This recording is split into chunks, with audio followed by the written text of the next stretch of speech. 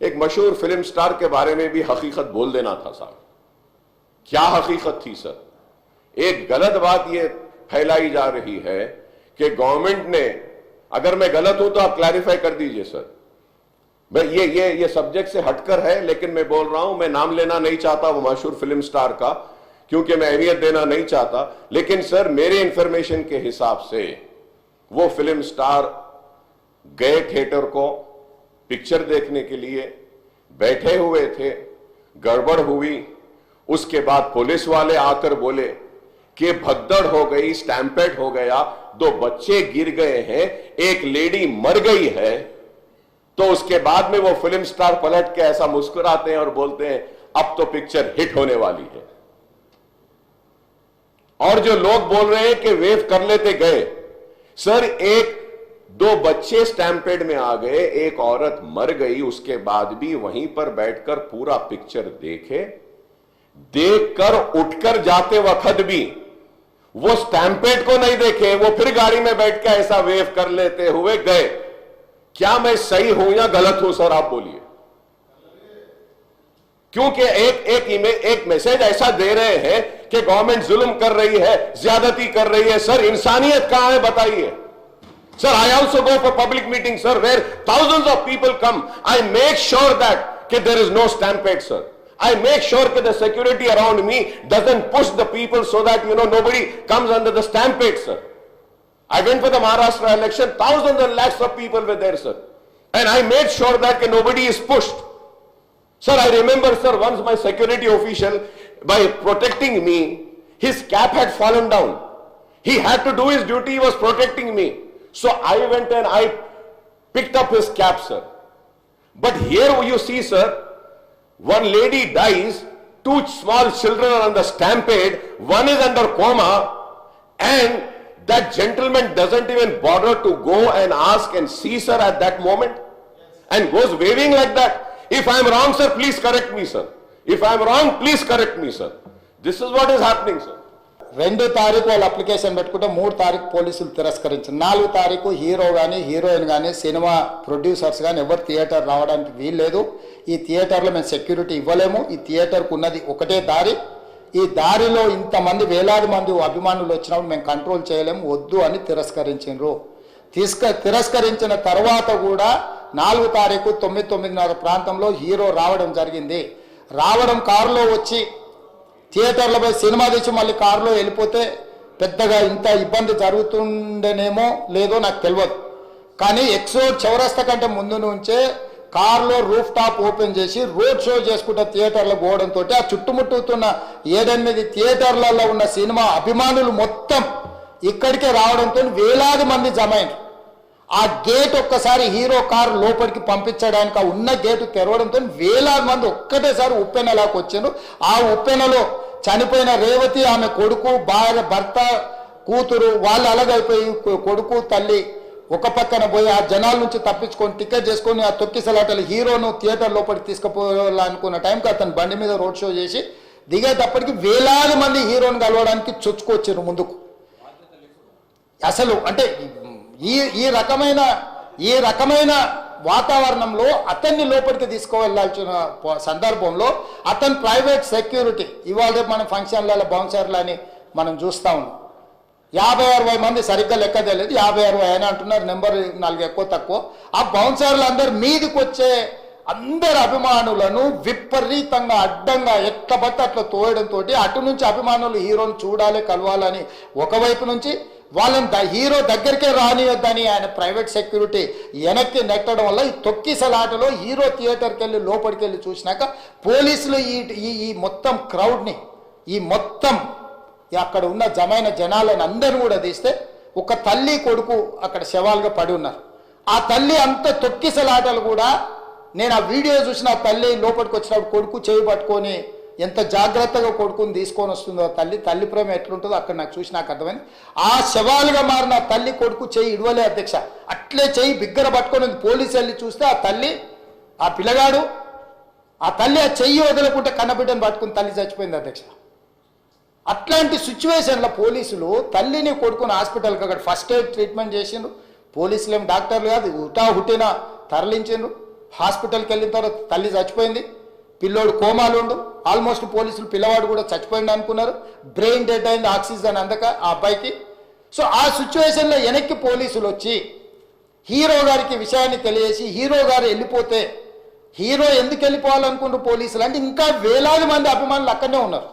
Hero గారు థియేటర్లో కూర్చొని ఉండడం వల్ల, సినీ ప్రముఖులు ఉండడం వల్ల ఈ బయట జమైన వేలాది మంది అభిమానులు అక్కడ నుంచి పోకుండా అక్కడనే ఉండడంగా థియేటర్ లోపల కూడా బాల్కనీలో, టాప్ బాల్కనీలో హీరో కూర్చుంటే కింద నేల కింది నుంచి పై వరకు వెనక్కి తొక్కుట పైకెక్కి హీరో చేతులు కలపాలని కోతులు ఎగబడ్డట్టు, కోట మీదకి కోతులు ఎగబడ్డట్టు ఉల్టా పైకి తొక్కిసలాట జరిగింది అధ్యక్ష. థియేటర్ వాళ్ళు పోలీసులను హీరో దగ్గరికి వెళ్ళి చెప్పడానికి కూడా అనుమతి ఇవ్వకుండా థియేటర్ వాళ్ళు పోలీసులను బ్లాక్ చేశారు అధ్యక్ష. ఎప్పుడైతే హాస్పిటల్లో తల్లి చచ్చిపోయిన పిల్లగాడు కూడా ఆల్మోస్ట్ చావు నోట్లో ఉన్నాడు అని తెలిసి పోలీసులు వచ్చి ఏసీపీ వెళ్ళి చెప్పడానికి పోతే థియేటర్ సిబ్బంది లేదు హీరో దగ్గరికి వెళ్ళడానికే వీలేదని చాలాసేపు పోలీసులను కూడా హీరో దగ్గరికి పోనీయలేదు అధ్యక్ష, వాళ్ళ ప్రైవేట్ వీళ్ళు.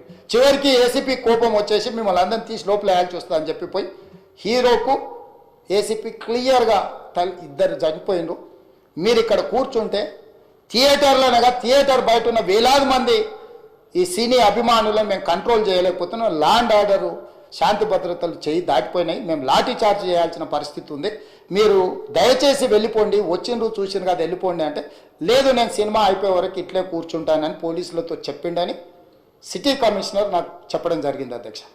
అదేవిధంగా ఇంకా కంట్రోల్ కాకపోవడంతో అప్పుడు డీసీపీ పై అధికార రంగంలో దిగి వాళ్ళ అందరినీ లోపల వాళ్ళ ఎంబడున్న అడ్డుకుంటున్న వాళ్ళను పోలీసులతో జరిపించి చక్కగా డీసీపీ పోయి హీరో గారికి బయట చనిపోయినరు, పరిస్థితి చాలా గందరగోళంగా ఉన్నది, మీరు ఇక్కడ నుంచి కదలాల్సిందే లేకపోతే మిమ్మల్ని పోలీస్ స్టేషన్కు తీసుకెళ్లాల్సిన పరిస్థితి వస్తుంది, మీరు ఇక్కడ నుంచి కదలాల్సిందే అని బలవంతంగా అతన్ని సినిమా మధ్యలో 12 గంటల సమయంలో, రాత్రి 12 గంటల సమయం అట్టిట్టుగా ఆ సమయంలో అతను తీసుకొచ్చి బండెక్కిస్తే మళ్ళీ అతను రూఫ్ టాప్ ఓపెన్ చేసి మళ్ళీ చేతులు ఊపుకుంటూ రోడ్ షో చేసుకుంటూ అంటే తల్లి చనిపోయి పిల్లగాడు చావు బతుకుల మధ్యలో ఉన్నాడు మీరు వెళ్ళండి అని వెనక్కి పంపిస్తే కూడా మళ్ళీ కారులో రూఫ్ టాప్ ఓపెన్ చేసి చేతులు ఊపుకుంటా అభిమానులను సంతోషపెట్టుకుంటా రోడ్ షో చేసుకుంటా అతను వెళ్ళిపోయింది అధ్యక్ష. పోలీసులు కేసు చేసిరు, కేసు మీద థియేటర్కి సంబంధించిన కొంతమందిని అరెస్టు చేసిరు, అరెస్టు చేసి 10-11 రోజుల తర్వాత పోలీసు హీరో గారింటికి వెళ్ళిండ్రు, మీరు కూడా కేసులో A11 మీ మీద కేసు ఉందని చెప్పడానికి పోలీసులతో దురుసుగా ప్రవర్తించిండు, మీరు ఆ వీడియోలన్నీ కూడా చూసిండ్రు. ఆ పరిస్థితిలో చట్టాన్ని అమలు చేసే పోలీసులు ఆల్రెడీ ప్రాణాలు పోయినాయి, ఒక నిరుపేద తల్లి చనిపోయింది, కొడుకు చావు బతుకుల మధ్యలో ఉన్నాడు, ఆ రోజు కోర్టుల కేసులు కూడా వస్తున్నాయి, కోర్టుకు కూడా మీరు విచారణలు ఏం చేసిండ్రని కోర్టుకు కూడా పోలీసులు జవాబు చెప్పాల్సిన పరిస్థితి ఉండే అధ్యక్ష. దాంతో మాట్లాడితే వాళ్ళు చాలా బాధ్యతారహితంగా సమాధానాలు ఇచ్చారని మా పోలీస్ సిబ్బంది చెప్తున్నారు, దాంతోనే అతన్ని పోలీస్ స్టేషన్ తీసుకెళ్ళారు అధ్యక్ష. ఇక్కడి వరకు ఒక హీరో, ఒక థియేటర్లో జరిగిన సంఘటనలు వీటన్నిటి నేపథ్యంలో పోలీసులు వాళ్ళ విధి నిర్వహణ నిర్వహించారు అధ్యక్ష.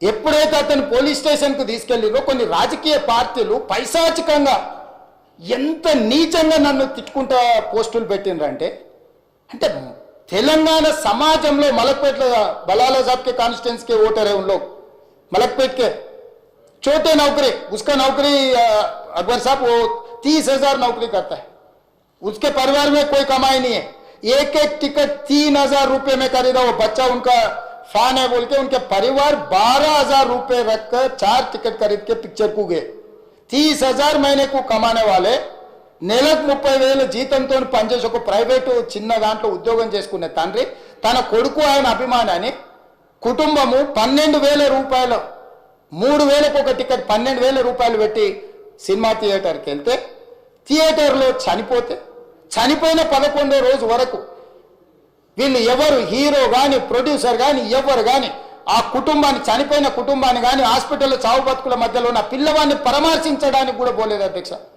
ఇది ఏ రకమైన మానవత్వం అధ్యక్ష నాకు అర్థం కాలేదు. ఇలాంటి మానవత్వం లేకుండా వ్యవహరించిన వాళ్ళను పోలీసులు విధి నిర్వహణలో భాగంగా పోలీస్ స్టేషన్కు తీసుకెళ్తే ఒక ఆయన ట్విట్టర్లో పెడతాడు అడ్డగోలుగా 10 ఏళ్ళు మంత్రి చేసి ఉద్యమాలు చేసినామని చెప్పుకునేటోళ్ళు ఉద్యమాల సమయంలో సినిమా షూటింగ్లో జరగొద్దని దాడులు చేసిన వ్యక్తులు ఇవాళ అతను భగవత్ స్వరూపుడు, అసలు అతన్ని పోలీసులు ముట్టుకుంటారా? అసలు ఈ రాష్ట్రం ఏమైపోతుంది? ఈ రాష్ట్రం ఉంటుందా? ఈ రకంగా రాజకీయ పార్టీలు, అధ్యక్ష, రాజకీయ పార్టీలు ప్రజాప్రతినిధులుగా చనిపోయిన ప్రాణాల విలువ లేకుండా చావుకు కారణమైన ప్రత్యక్షంగా పరోక్షంగా అయిన వాళ్ళని పోలీస్ స్టేషన్కు విచారించడానికి పిలిస్తే కూడా అది కూడా తప్పుపట్టి ప్రభుత్వాన్ని బద్నాం చేయాలి, ముఖ్యమంత్రిని తిట్టాలని ఎంత నీచమైన భాష వాడింది అధ్యక్ష. యూట్యూబ్లలో మీరు చూడండి. నాకేముంటుంది అధ్యక్ష? ఏంది ఆ సినిమాకు స్పెషల్ రిలాక్సేషన్స్ ఇచ్చి ఇవాళ సినిమా ఏదైతే వ్యాపారం చేసిందో సినీ పరిశ్రమను ప్రోత్సహించాలని మొదటి వారం అత్యధికంగా సినిమా ధరలతో టికెట్లు అమ్ముకోవడానికి, స్పెషల్ షోలు వేసుకోవడానికి, బెనిఫిట్ షోలు వేసుకోవడానికి ప్రత్యేకమైన అనుమతులు ఇచ్చింది నా ప్రభుత్వమే కదా, మా ప్రభుత్వమే అధ్యక్ష. సినీ పరిశ్రమను ప్రోత్సహించాలనే మా విధానం. ప్రోత్సహించే క్రమంలో తెలంగాణ ప్రజల ప్రాణాలను తీసుకోమనే, ప్రాణాలు తీసుకుంటే కూడా వాళ్ళని ఏమనొద్దు అని అంటే మీరు లా చేయండి అధ్యక్ష. మరి స్టేట్కు లా అథారిటీ ఉందో లేదో నాకు తెలియదు, కానీ star, film star, super stars or political stars is having some special privilege. If they murdered anyone also we need not to prosecute or otherwise we need not to book any case against these personalities అని మనం మీరు చట్టం చేస్తా అంటే సినీ ప్రముఖులకు కానీ, రాజకీయ ప్రముఖులకు కానీ, స్టార్లని ఫీల్ అయ్యే వాళ్ళ పట్ల ప్రత్యేకమైన చట్టం ఉంటుంది. వాళ్ళ మీద కేసులు పెట్టొద్దని మీరు ఏమైనా చట్టం చేస్తే ఆ చట్టం అమలు చేస్తాం అధ్యక్ష. ఈ రోజున్న డాక్టర్ బాబాసాహెబ్ అంబేద్కర్ ఇచ్చిన చట్టం ప్రకారము దీనికి కారణమైన వాళ్ళను, ప్రత్యక్షంగా పరోక్షంగా కారణమైన వాళ్ళందరి మీద కేసులు కట్టి పోలీసులు విచారణ చేయాల్సిందే, బాధితులను శిక్షించాల్సిందే అధ్యక్ష. సో ఈ రోజు ఆ కుటుంబాన్ని ఆదుకోవడానికి ఈ రోజు కూడా ఆర్థికపరమైన విషయాల్లో కానీ దీంట్లో కానీ వాళ్ళు ఎవరు పెద్దగా ఆసక్తి, కనీసం సినిమా వాళ్ళు ఒక్కరోజు అతను పొయ్యి వస్తే సినీ ప్రముఖులందరూ అతని ఇంటికి వెళ్ళి అతనికి మొత్తం ఏదో కాళ్ళు చేతులు యాక్సిడెంట్లో పోయినట్టు కన్నీళ్లు గారుస్తారు. ఈ సినీ ప్రముఖులు ఒక్కరైనా హాస్పిటల్ పోయినరా అధ్యక్ష? నేను సూటిగా తమ ద్వారా సినీ ప్రముఖులను నేను అడుగుతున్నా అధ్యక్ష. తల్లి చనిపోయి 9 సంవత్సరాల పిల్లగాడు బ్రెయిన్ డెడ్ అయ్యి ఆక్సిజన్ అందక 20 రోజుల నుంచి హాస్పిటల్లో కోమాలో ఉంటే ఈ సినీ ప్రముఖులు ఒక్క రోజు కోసం పోలీస్ స్టేషన్ పోయిన ఇంటికాడ క్యూ కట్టి ప్రభుత్వాన్ని తిడుతున్నారు, నన్ను తిడుతున్నారు, అతన్ని పరామర్శిస్తున్నారు. ఏమైంది అధ్యక్ష? అతను కాలు పోయిందా, కన్ను పోయిందా, చేయి పోయిందా, ఏమైనా కిడ్నీలు దెబ్బతిన్నా, ఏమైంది? అతన్ని ఇంతమంది సినీ ప్రముఖులు పరామర్శించారు, కలిసిండ్రు, అభినందించారు. కానీ ఆ పిల్లగాన్ని కనీసం అన్న పరామర్శించడానికి సినీ ప్రముఖులు ముందుకు రాలేదంటే సినిమా ఇండస్ట్రీలో ఉన్న ప్రముఖులు ఏం ఆలోచన చేస్తుండ్రో, ఏం కోరుకుంటుండ్రో నాకైతే తెలియదు. 100% जो भी अकबरुद्दीन ओवैसी साहब ने जो मुद्दा उठाए वो मुद्दा के लिए मैं ये बात कह रहा हूं, सचमुच बोल रहा हूं, ये शर्म की बात है. 20 दिन के बाद भी एक दिन के लिए उनको पुलिस स्टेशन को लेकर गए तो हाईकोर्ट भी इमीडिएट अजर्नमेंट मोशन, लंच मोशन ले लिए, उनका बेल भी दे दिए, सब कुछ है. आधी रात को 11-12 बजे अपने लोग बोल रहे थे जेल का दरवाजा खोलो, 12 बजे उनको छोड़ो. अरे भाई कहाँ है प्रोविजन? कहां से छोड़ू मैं? कोई मेरा घर का मामला नहीं है. मेरा घर का मामला है तो मेरा गेट निकाल के आने वाले जाने वाले को मैं बोल सकता हूं. जेल का दरवाजा मेरा हाथ में नहीं है, कानून के हिसाब से चलाने का है मेरे को. रात 12 बजे अरे वो फिल्म स्टार है उसको छोड़ दो. भाई अगला दिन मैं रहे तो ना फिल्म स्टार को छोड़ने के लिए. अगर आधी रात को 12 बजे किसी को जेल से छोड़ने का कोई लॉ है तो बोलो, मैं भी लागू करता हूं. तो इसीलिए ये इतने फिल्म स्टार कोई भी दवाखाने तक नहीं गया, छोटे बच्चे को नहीं देखा अकबर साहब. ये अफसोस की बात है, शर्म की बात है. सचमुच बोल रहा हूं मैं. अगर मैं वहां पर जाके देखने के लिए मैं पूरा स्टाफ और मेडिकल एंड हेल्थ सेक्रेटरी, मेरे कमिश्नर, सब टीम को मैं डिप्लॉय कर दी. सीता और अपने कमीशन चेयरपर्सन सब लोगों को वहां भेज के मैं continuously I monitoring that boy health condition. So ये कैसे कहां जा रहे हैं हम लोग? भाई उन लोगों को जिम्मेदारी दी नहीं है, हम समझ भी सकते है नहीं है वो बात अलग है. मगर कुछ पॉलिटिकल पार्टीज 10-10, 20-20 साल जो रिप्रेजेंट किए, मंत्री किए, वो लोग मुझे गाली दे रहे, उसके ऊपर कैसा केस लगाते? वो मेरा दोस्त है. भाई आपके लिए, आपके दोस्त के लिए कोई नया कानून बनाना है तो बनाओ, देखेंगे. अरे आपके दोस्त रहे तो 12 खून माफ है क्या? मेरा भाई के लिए भी माफ नहीं है, आपके लिए कहां से माफ करूं मैं? मेरा परिवार के लिए भी कोई नया कानून नहीं है. स्पीकर साहब, मैं ये कुर्सी में बैठा हूं, जो कानून है डॉक्टर बाबा साहब अंबेडकर जी ने जो कानून दिए, कानून के हिसाब से हम सरकार चलाएंगे। जो अकबर साहब ने जो बात दिखा, कुछ प्राइवेट डिस्कशन है, कुछ पब्लिक विजुअल्स है। जो पब्लिक विजुअल्स में वो वापस जाते वक्त भी हाथ हिलाया, रोड शो किए, आने से पहले किए, जाने से समय पर किए, पुलिस वाले भी उसको जल्दी जाने के लिए कोशिश प्रेशर किए, सब कुछ सच है। मगर उनको तो बेल मिल गए। अभी कानून तो हम मानना ही पड़ता। तो ये हकीकत है, सचमुच है, मेरी अफसोस की बात है। मैं फिल्म इंडस्ट्री जो बड़ा लोग है, मैं उन लोगों से गुजारिश करता हूं, इनह्यूमन नहीं रहना। आप बिजनेस कर लो, आप पिक्चर निकालो, पैसे कमाओ, सरकार से इंसेंटिव्स ले लो, सब्सिडीज ले लो, स्पेशल प्रिविलेज शूटिंग के लिए जो होना है वो मांगो। मगर किसी का हत्या होने के बाद, किसी का जान चलाने के बचाने के बाद, किसी का जान लेने के बाद आज स्पेशल प्रिविलेज मांगे तो ये सरकार में नहीं मिलने वाले।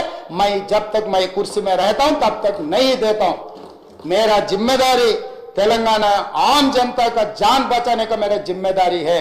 उन लोगों के लिए कोई भी तकलीफ दिए, उन लोगों को कांग्रेस सरकार ने, मेरे सरकार ने छोड़ने वाला नहीं है।